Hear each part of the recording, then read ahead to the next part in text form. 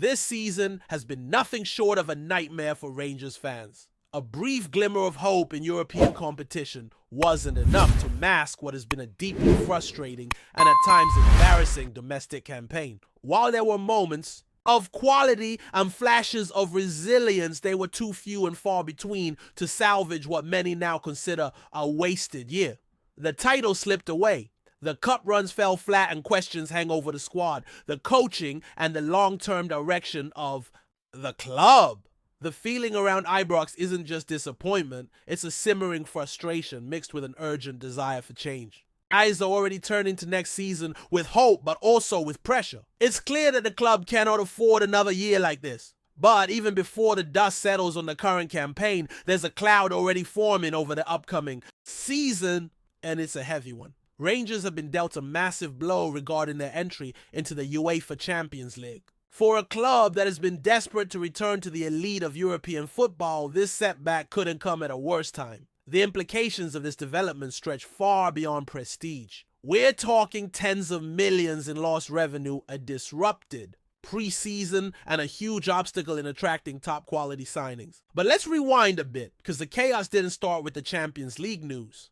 Over the past week, Rangers have been mired in controversy, once again involving their fan base. During the 11 draw against Celtic at Ibrox, a banner was unveiled by the Union Bears that caused a major stir.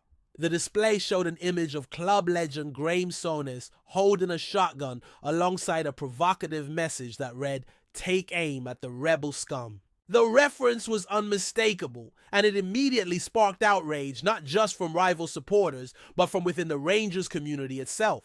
The club responded swiftly with a strongly worded statement condemning the banner. According to club representatives, the display had not been pre-approved, and the content was deemed completely unacceptable. A spokesperson admitted the message had crossed the line and emphasized that future displays would be subject to more oversight and stricter guidelines. Rangers stressed that their relationship with fan groups like the Union Bears is built on trust, but that trust now needs reassessment. While the club acknowledged the passion of their supporters, they also reiterated the need to protect the club's image both at home and abroad. Behind the scenes, this incident prompted a high-level meeting between club executives and the Rangers Fan Advisory Board. CEO James Bisgrove and Head of Communications Greg Marshall were reportedly in attendance as fans sought clarity on how such a banner made its way into the stadium unchecked. Meeting minutes now released to the public reveal that fans felt the club acted too hastily in their condemnation, with some suggesting it was more about public image than actual concern for fan sentiment. Others voiced their frustration that while the club is quick to criticize its own supporters, it often remains silent when Rangers fans are on the receiving end of abuse or provocation. It's a delicate balancing act, managing a fiercely loyal and vocal fan base while also maintaining standards that align with modern football and global scrutiny. And it's clear from the tone of the meeting that this issue is far from resolved. What started as a poorly judged banner has turned into a broader conversation about the club's identity, its communication strategy, and its long-term relationship with the fans who fill Ibrox week after week.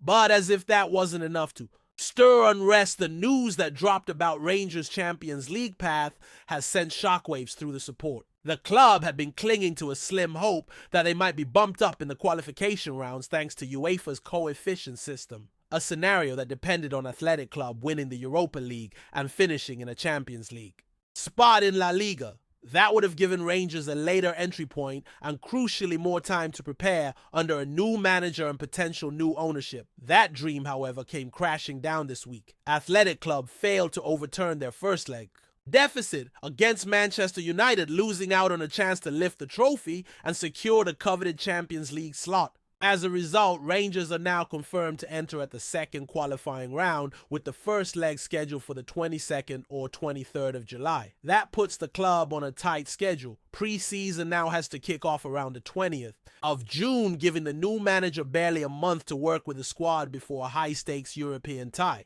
For the US consortium looking to complete a takeover at Ibrox, this changes everything. Led by pharmaceutical executive Andrew Kavanagh and backed by 49ers Enterprises, the group had hoped for a smoother entry into European competition. A later start date would have allowed for more time to finalize the squad, evaluate the current roster, and potentially bring in reinforcements. Instead, they now face a race against the clock to get everything in place. New coach, new signings, new backroom staff, all under intense pressure with Champions League millions hanging in the balance. And we're not talking small money. Clubs that reach the group stage of the new format Champions League are expected to bank over £40 million in revenue. Just qualifying brings in around 15.7 million. A windfall that could completely reshape Rangers' financial standing. Missing out or even stumbling in the early rounds would be a significant setback not only for the new owners, but for the club's future plans. In the middle of all this, player movement is starting to dominate headlines. One name that keeps popping up is Václav Černý. The Czech international, currently on loan from Wolfsburg, has been a standout performer for Rangers this season. With 17 goals and 7 assists in all competitions, Černý has become a fan favorite and has growing support for the club to pursue a permanent deal. But things aren't that simple. Rangers reportedly do not have a buy clause in their loan agreement, meaning any permanent move would require fresh negotiations with the Bundesliga side. And here's the catch. Wolfsburg aren't exactly looking to do Rangers any favors. They paid around £8 million for Černý just 2 summers ago, and they'll be looking to recoup most of that investment. That kind of fee could be a major stumbling block, especially with Champions League qualification now more uncertain than ever. To complicate matters further, reports from Turkey suggest that Besiktas, managed by none other than Ole Gunnar Solskjaer, have placed Černý at the top of their summer shortlist. If Rangers want to keep him, they'll have to move fast and they'll have to compete financially. Meanwhile, speculation is beginning to swirl around a possible return for Billy Gilmore. The Scotland international has struggled for consistent minutes at Napoli, completing just 5 full matches this season. Pat Nevin recently suggested that a move back to Scotland, possibly to Rangers, could be what Gilmore needs to reignite his career. Whether it's to take over from someone like Callum McGregor at Celtic or to step into a creative midfield role at Ibrox, the idea of Gilmore returning north is gaining traction. For some, it might feel like a step back. But for Gilmore, it could be the perfect environment to play regular football, rebuild confidence, and become a key player once again. The next few weeks will be crucial. From boardroom decisions to touchline, appointments and summer signings, Rangers find themselves at a massive crossroads. And with the Champions League qualifiers already looming, there's no room for error. The pressure is on, and every move from here will shape not just the next season, but the long-term future of the club. With so much uncertainty in the air, there's an undeniable tension building at Ibrox. Supporters are bracing for what could be one of the most pivotal summers in recent memory. The frustration from this past season is still raw, and the Champions League setback has only added fuel to the fire. Every decision from now on will be scrutinized, from who gets appointed as the next manager to which players are shown the door.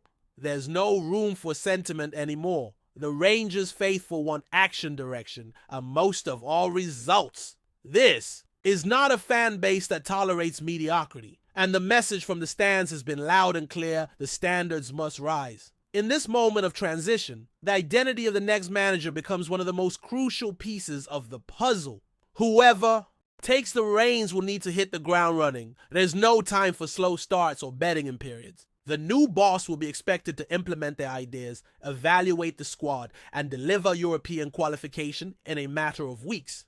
The margin for error is razor thin. Preseason will have to be meticulously planned, with every friendly, every training session, and every tactical drill geared towards being ready for the second qualifying round. A misstep there, and the entire season could be derailed before it even starts. That urgency extends beyond the touchline and into the boardroom as well. The proposed takeover by the US-based group has created a lot of buzz, but also brought more questions. What's their vision? Will they invest immediately or take a cautious approach? How involved will they be in footballing decisions? These aren't just business concerns. They're matters that directly impact the squad, the staff, and the club's ability to compete at the highest level.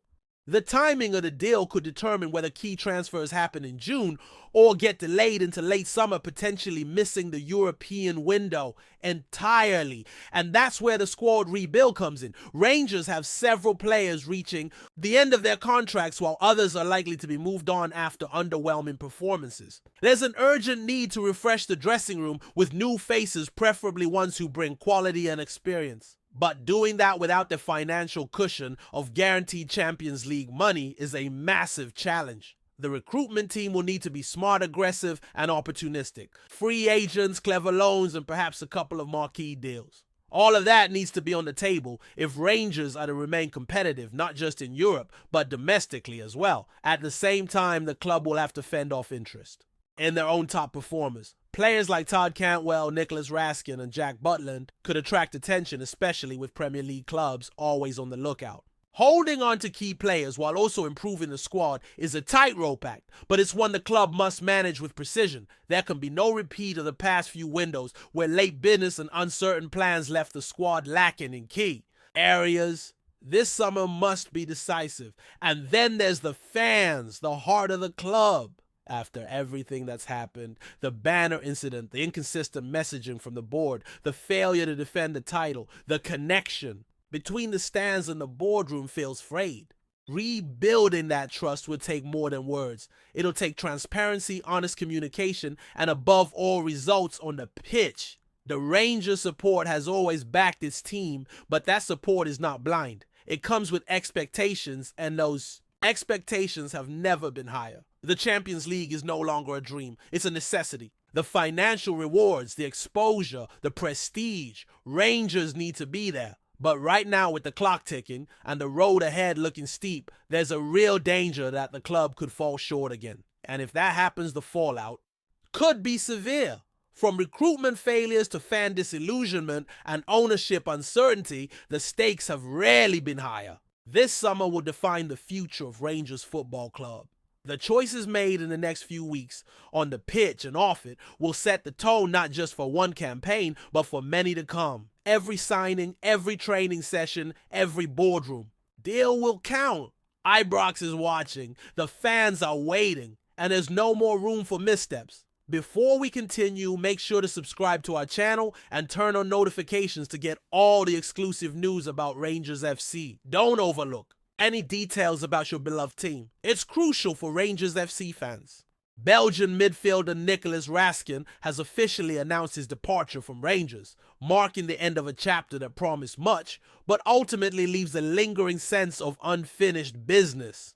The 23-year-old took to social media earlier this week to confirm he would be parting ways with the Ibrox club, sending a heartfelt message to supporters and thanking the staff and teammates he's worked with since arriving in January 2023. Raskin came to Glasgow from Standard Liège amid much fanfare, touted as a rising star and a crucial addition to the Gears midfield engine. His arrival was seen as a statement of intent, and in his early outings, he quickly showed flashes of the dynamism and technical quality that had turned heads in Belgium. He became a regular under former boss Michael Beale and played a key role during the second half of the 2022-23 season, including a standout performance in the Viaplay Cup final. However, the current season has seen his influence wane under Philippe Clement.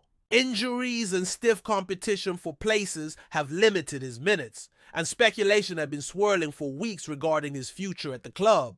Now, with his exit confirmed, attention turns to where the talented midfielder might land next. With clubs in France and Germany already rumored to be circling, Rangers fans will remember Raskin for his tenacity on the pitch and his willingness to leave everything out there in blue. While his time in Glasgow didn't quite hit the heights expected, he remained a popular figure amongst the support for his work ethic and flair in midfield. His departure also raises questions about Rangers' summer rebuild plans, with several first-team players approaching the end of their contracts and others linked with moves away. Clement faces a pivotal few months in reshaping the squad to mount a stronger challenge domestically and in Europe next season. For Raskin, the next step represents both a new challenge and a chance to reignite the promise he showed early in his Rangers spell. For the Ibrox faithful, it's another reminder of the ever-turning wheel of football. One chapter closes, another is just beginning. Greetings, fans. Make sure to hit that like button and subscribe to the channel, as it's greatly appreciated. By Rangers FC. And don't forget to share your thoughts on the news in the comments section below. Until the next video, stay tuned.